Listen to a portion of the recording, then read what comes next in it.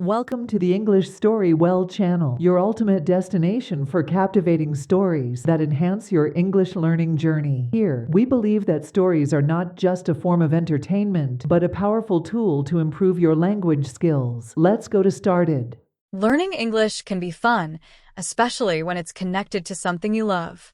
In this story, we will practice English listening and speaking skills through a simple but enjoyable topic: cooking.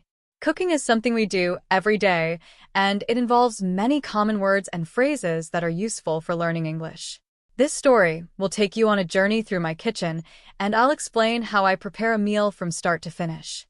You'll learn new words related to cooking and improve your listening skills along the way. Hello, welcome to my kitchen. This is where I spend a lot of time cooking and preparing meals. My kitchen isn't very big, but it has everything I need. I have a stove, an oven, a refrigerator, and many cupboards. The cupboards are where I keep my pots, pans, plates, and bowls. The refrigerator is full of fresh ingredients like vegetables, fruits, and meat. I also have a sink where I wash the dishes after cooking. In the mornings, my kitchen smells like coffee and toast. In the afternoons, you can smell the spices and herbs I use in my cooking. I love spending time here because cooking helps me relax. Today, I'm going to prepare a delicious meal, and you'll join me every step of the way. Are you ready? Before I start cooking, I need to decide what I'm going to make. There are so many recipes I could try, but today I'm in the mood for something simple and healthy. I think I'll make a vegetable stir-fry with rice. It's a quick and easy meal, and it's full of healthy vegetables. To make a vegetable stir-fry, I need the following ingredients: 1 onion, 2 carrots, 1 bell pepper, a handful of spinach, 1 zucchini, some soy sauce, a little bit of olive oil, a cup of rice. I like this recipe because it's colorful and full of flavor. You can also change the vegetables depending on what you have in your kitchen. Sometimes I add mushrooms or broccoli, but today I'll stick to the basics. Now that I've chosen my recipe, it's time to prepare the ingredients. The first step is to wash the vegetables. I take my onion, carrots, bell pepper, spinach, and zucchini to the sink. I turn on the water and wash them thoroughly to remove any dirt. Washing vegetables is important to make sure they are clean and safe to eat. After washing the vegetables, I dry them with a clean kitchen towel. Now it's time to cut them. I grab a cutting board and a sharp knife from the drawer. First, I peel the onion and slice it into thin strips. Next, I peel the carrots and cut them into small pieces. The bell pepper is easy to cut. I just remove the seeds and chop it into squares. The zucchini is the last vegetable to cut, and I slice it into rounds. The spinach doesn't need cutting, so I just set it aside. Preparing the ingredients takes a little bit of time, but it's an important step in cooking. If you prepare everything before you start cooking, the process will go much more smoothly. Before I start cooking the vegetables, I need to cook the rice. Rice takes longer to cook, so it's good to start with it first. I measure out 1 cup of rice and 2 cups of water. The general rule for cooking rice is to use twice as much water as rice. I pour the rice and water into a pot and put it on the stove. I turn the heat to medium and wait for the water to boil. Once the water is boiling, I lower the heat and cover the pot with a lid. Now, the rice will cook slowly for about 15 to 20 minutes. While the rice is cooking, I can focus on preparing the vegetables. I check the rice from time to time to make sure it doesn't stick to the bottom of the pot. Now it's time to cook the vegetables. I take out a large frying pan and place it on the stove. I turn the heat to medium-high and pour in a little bit of olive oil. The oil needs to heat up before I add the vegetables. I wait for a minute, and then I test the oil by dropping a small piece of onion into the pan. It sizzles, which means the oil is ready. I add the sliced onion to the pan and stir it with a wooden spoon. The kitchen starts to smell wonderful as the onion cooks and becomes golden brown. After a few minutes, I add the carrots and bell pepper to the pan. These vegetables are harder, so they need a little more time to cook. I stir them occasionally to make sure they don't burn. Next, I add the zucchini. Zucchini cooks quickly, so I only need to stir it for a few minutes. Finally, I add the spinach. Spinach wilts very fast, so I only cook it for about 30 seconds. I pour a little bit of soy sauce into the pan and mix everything together. The vegetables are now cooked, and they look and smell delicious.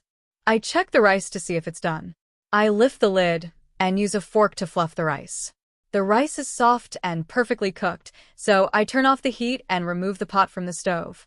Now I have both the rice and the vegetables ready. All that's left is to serve the meal. Now that everything is cooked, it's time to serve the meal. I take 2 plates from the cupboard and scoop some rice onto each plate. Then I spoon the vegetables on top of the rice. The colors of the vegetables, orange, green, and yellow, look beautiful against the white rice. I sprinkle a little more soy sauce on top for extra flavor. The meal is simple, but it looks and smells amazing. I love how easy it is to make healthy food with just a few ingredients. Now, it's time to eat.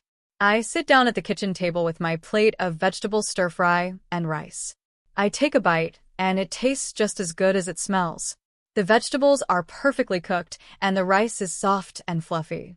The soy sauce adds a nice, salty flavor to the dish. While I eat, I think about how cooking helps me practice my English. Every time I follow a recipe in English, I learn new words and phrases. For example, I've learned words like chop, slice, boil, and stir.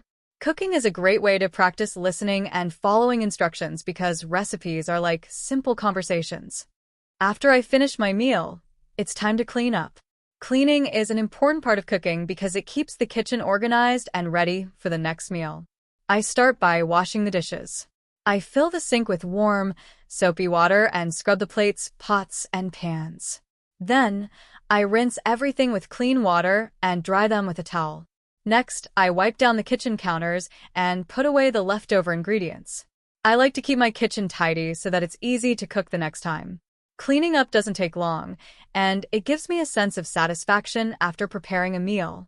Cooking alone is fun, but cooking with friends is even better. Sometimes, I invite my friends over to cook with me. We choose a recipe together, and then we split the tasks. One person might chop the vegetables while another cooks the rice.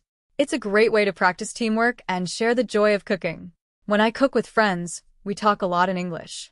We discuss the ingredients, ask each other for help, and give each other advice on how to cook better. Cooking with others helps improve both my listening and speaking skills because it involves a lot of communication. One of the best things about cooking is that there are always new recipes to try. I love learning new dishes from different cultures. Sometimes, I watch cooking videos online or read English recipe books to find new ideas. When I watch a cooking video, I listen carefully to the instructions. The chef might say, add the garlic to the pan or simmer the sauce for 10 minutes. These are common phrases in cooking, and they help me learn how to describe the steps of a recipe in English. Learning new recipes also introduces me to new ingredients. For example, I recently learned how to make a Thai curry, which uses ingredients like coconut milk, lemongrass, and lime leaves. These are new words for me, and now I can use them when I talk about cooking. If you want to improve your English listening and speaking skills through cooking, here are a few tips that can help. Watch cooking videos in English. Find cooking videos on YouTube or cooking shows in English. Listen carefully to how the chefs describe each step of the process. Try to follow along with the recipe and cook the dish yourself. Use English recipe books. If you like reading, find an English cookbook or recipe website. Try to follow the recipes and pay attention to new words and cooking techniques. Practice speaking while cooking. When you cook, try describing each step out loud in English. For example, say, I'm chopping the onions, or now I'm boiling the rice. This will help you practice speaking and improve your fluency. Cook with friends. Invite English-speaking friends to cook with you. Cooking together is a fun way to practice conversation, ask questions, and learn new vocabulary related to food and cooking. Experiment with new ingredients. Every time you cook a new recipe, you'll learn new words for ingredients, tools, and techniques. Don't be afraid to try dishes from different cultures to expand your vocabulary. Cooking is a fantastic way to practice your English listening and speaking skills while enjoying something you love. Whether you're following a recipe, watching a cooking video, or cooking with friends, there are plenty of opportunities to learn new words and phrases related to food and cooking. Plus, it's a fun and delicious way to learn. Keep practicing, and soon you'll be able to talk about cooking in English with confidence. Happy cooking! Whether you're a beginner or an advanced learner, Our carefully curated stories cater to all levels, making learning English enjoyable and effective. Join our community of language enthusiasts and let the magic of storytelling transform your learning experience. Don't forget to subscribe and hit the notification bell to stay updated with our latest videos. Dive into English Story Well, where every story is a step towards mastering English.